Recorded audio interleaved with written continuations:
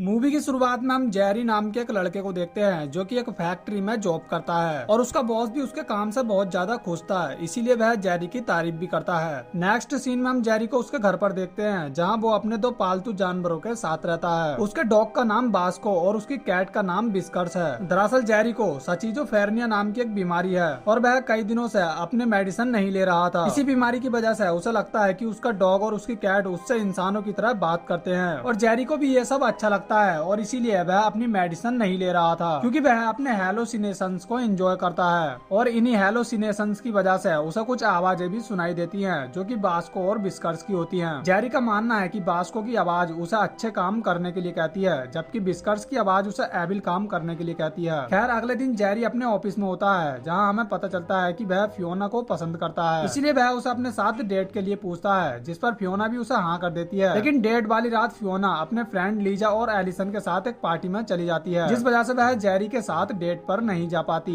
अब जेरी भी एक रेस्टोरेंट में उसका वेट करते करते थक गया था, इसीलिए वह अपने घर जाने लगता है। उधर पार्टी में आते वक्त फियोना की कार खराब हो गई थी, इसीलिए वह लिफ्ट मांगने के लिए रोड पर खड़ी हो जाती है। तभी उसे जेरी मिलता है और उसे लिफ्ट देता है। अब ये दोनों एक दूसरे से बात करते हुए जा ही रहे होते हैं तभी इनकी कार एक हिरन से टकरा जाती है और यहाँ हेलोसिनेशंस की वजह से जेरी को लगता है कि हिरन उससे कह रही है कि वह बहुत ज्यादा दर्द में है, इसीलिए जेरी उस हिरन को मार दे। तब ये देख जेरी एक चाकू से हिरन को मार देता है जिसे देख फियोना बहुत ज्यादा डर जाती है और कार से उतरकर एक जंगल की ओर भागने लगती है। जेरी भी उसका पीछा करता है और उसे समझाने की कोशिश करता है कि ये सब उसके हेलोसिनेशंस की वजह से हुआ है। तभी जेरी गलती से फियोना को अपने चाकू से स्टैब कर देता है। यहाँ जेरी फियोना से इसके लिए माफी भी मांगता है। तभी उसे दोबारा से वॉइसेस सुनाई देने लगती है जिसमें उससे फियोना को मारने के लिए कहा जाता है, जिसके बाद जेरी उसी चाकू से फियोना को बुरी तरह से मार देता है और उसकी बॉडी को अपने साथ अपने घर ले जाता है। लेकिन इस दौरान वह फियोना का शूज और उसकी बॉडी के कुछ ऑर्गन्स वहीं छोड़ देता है। घर जाने के बाद जेरी फियोना की बॉडी के बहुत सारे छोटे छोटे टुकड़े करके उन्हें बॉक्सेस में बंद कर देता है और उसके सर को काट कर अपने फ्रीज में बंद कर देता है। अब बहुत दिनों से मेडिसिन न लेने के कारण जेरी के हेलोसिनेशंस बहुत ज्यादा बढ़ने लगे थे और अब उसे ये भी लगने लगा था कि फियोना का सर उससे बात कर रहा है। यहाँ जेरी फियोना के हेड से माफी मांगता है जिसके बाद फियोना का हेड उसे माफ कर देता है और जेरी से उसकी मेडिसिन लेने के लिए कहता है। ये सुनते ही जेरी अपनी मेडिसिन लेना शुरू कर देता है जिसकी वजह से उसे हेलोसिनेशंस आना बंद हो जाते हैं और वह देखता है कि अब उसके पालतू जानवर भी उससे बात नहीं कर रहे हैं और उसका घर भी बहुत ज्यादा गंदा है। अब फियोना का हेड भी उससे बातें नहीं कर रहा था और उसमें से स्मेल भी आने लगी थी। ये देख जेरी बहुत ज्यादा घबरा जाता है और अपनी दवाइयाँ फेंक देता है जिसकी वजह से उसे दोबारा से हेलोसिनेशंस आना शुरू हो जाते हैं और अब उसे लगता है कि फियोना का हेड दोबारा से उससे बातें करने लगा है। फियोना का हेड जेरी से कहता है कि वह फ्रीज में अकेले पड़े पड़े बोर हो रही है, इसलिए उसे उसके एक फ्रेंड की जरूरत है। यानी कि यहाँ फियोना का हेड जेरी से फिर से खून करने के लिए कहता है। अब हेलोसिनेशंस की वजह से वो भी उसकी बात मान लेता है। अगले दिन जेरी ऑफिस जाता है और फियोना की ही एक फ्रेंड लीजा को डेट के लिए पूछता है। लीजा भी जेरी को बहुत ज्यादा पसंद करती थी, इसीलिए वह उसके साथ डेट पर जाती है। इसके बाद जेरी लीजा को अपने बचपन के घर लेकर जाता है। वहाँ वो अपनी मॉम को याद करने लगता है। दरअसल जब जेरी छोटा था तब उसकी मॉम को भी सिजोफ्रेनिया था, यानी कि उसकी मॉम को भी जेरी की तरह हेलोसिनेशंस आते थे। उनके ट्रीटमेंट के लिए उन्हें हॉस्पिटल में एडमिट कराया जाने वाला था, लेकिन वो हॉस्पिटल नहीं जाना चाहती थी, इसीलिए उन्होंने खुद को मारने का डिसाइड किया था। लेकिन वह खुद को नहीं मार पाई थी, इसीलिए जेरी की मॉम ने जेरी से खुद को मारने के लिए कहा था ताकि वह उस मुसीबत से छुटकारा पा सके। तब जेरी अपनी मॉम के कहने पर उन्हें मार देता है, जिसके बाद जेरी को पुलिस द्वारा कलेक्शन इंस्टीट्यूट में एडमिट करा दिया गया था। अब उन बातों को याद करके जेरी बहुत ज्यादा रोने लगता है, लेकिन लीजा उसे सहारा देती है। यहाँ जेरी लीजा को मारने के लिए अपने साथ लाया था, लेकिन उसके अच्छे बिहेव को देखकर वह उसे नहीं मार पाता। खैर अगले दिन लीजा जेरी को सरप्राइज देने के लिए उसके घर आती है। उसके घर की हालत देख लीजा बहुत ज्यादा डर जाती है क्योंकि उसे वहाँ खून ही खून दिखाई देता है। जेरी की कैट की वॉइस जेरी को लीजा को मारने के लिए कहती है, लेकिन जेरी लीजा को पसंद करने लगा था, इसीलिए वह उसे नहीं मारना चाहता। जेरी लीजा को समझाने की कोशिश करता है, लेकिन वह उसकी कोई भी बात नहीं सुनती और खुद को एक बाथरूम में बंद कर लेती है। जब जेरी दरवाजा खोलता है तो वह एक हैंगर से उसे मारने लगती है और उससे बचकर एक दूसरे रूम में चली जाती है। जेरी भी वहाँ पहुँच जाता है और लीजा से माफी मांगने लगता है। इसी बीच लीजा भागने की कोशिश करती है, लेकिन जेरी उसे एक बेड पर पटक देता है जिससे लीजा की गर्दन एक शेल्फ से टकरा जाती है, जिसके कुछ ही देर बाद लीजा की मौत हो जाती है। इसके बाद जेरी उसके सर को भी काट कर फियोना के हेड के साथ फ्रीज में रख देता है। उधर कई दिनों से फियोना और लीजा ऑफिस नहीं जा रही थी, इसीलिए ऑफिस में सब लोग उन्हें ढूंढने लगे थे। लेकिन एलिसन जानती थी कि लीजा और जेरी एक दूसरे को काफी टाइम से डेट कर रहे थे,